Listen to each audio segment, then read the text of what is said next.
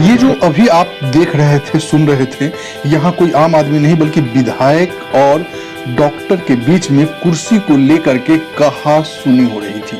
इसका पूरा live video भी हम आपको दिखलाएंगे, लेकिन उसके पहले खबर बता दें, विधायक और डॉक्टर में कुर्सी को लेकर हुआ तू मैंने। विधायिका जी चाहती थी कि डॉक्टर साहब की कुर्सी पर खुद बैठे प्रोटोकॉल के हिसाब से, लेकिन डॉक्टर साहब ने भी साफ मना कर दिया। कुर्सी को लेकर के आपस में कुछ देर बहस हुई, लेकिन अंततः विधायिका को हार माननी पड़ी और डॉक्टर साहब ने कुर्सी नहीं छोड़ा। लेकिन ये मामला यही नहीं रुका।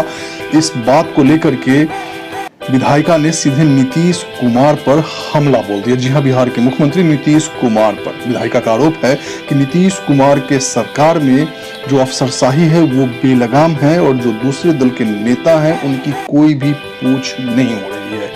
ये मामला है वैशाली जिले के राजा पाकर स्वास्थ्य केंद्र का, जहां निरीक्षण करने पहुंची थी राजा पाकर की विधायिका प्रतिमा कुमारी।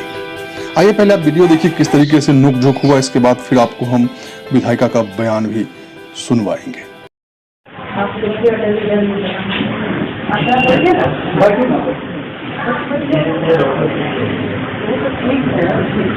लेकिन जो प्रोटोकॉल है उसका पालन करना है। प्रोटोकॉल में तो यही है, बताया नहीं गया मुझे। पैसा तो बगल में लगा लीजिए, बगल कर लीजिए। यहाँ पे खड़ो।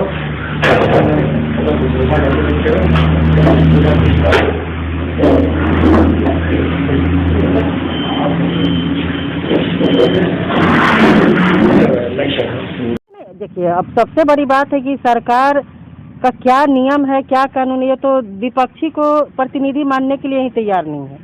सरकार में थे ये लोग, सरकार में है अभी वर्तमान, तब भी विपक्षी दोषी है, नहीं रहते हैं तब भी कांग्रेस पार्टी दोषी है। पेपर का न्यूज देख लीजिएगा, हर समय कांग्रेस की वजह से पहले भी देश का स्थिति खराब था, आज भी देश का स्थिति कांग्रेस से आए थे। तो प्रोटोकॉल को लेकर के क्या मामला? प्रोटोकॉल की वजह से भाई डॉक्टर साहब को नहीं पता है, बोले ये डॉक्टर की कुर्सी, हमने कहा गया बैठिए, कोई प्रॉब्लम नहीं है। अब समझे कितना गंभीर मानती है?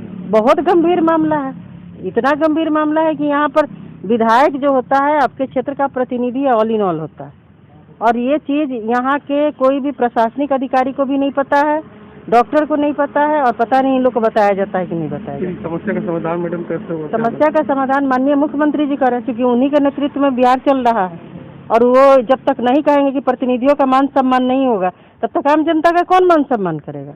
लगता है कि मुख्यमंत्री की वजह से ऐसा सब प्रॉब्लम बिल्कुल हो रहा है। मुख्यमंत्री जी बिल्कुल कमजोर हो गए हैं, इसलिए इस तरह से हो रहा है। नहीं तो जनप्रतिनिधि का मान सम्मान नहीं होगा तो जनता को कौन सुनेगा भाई।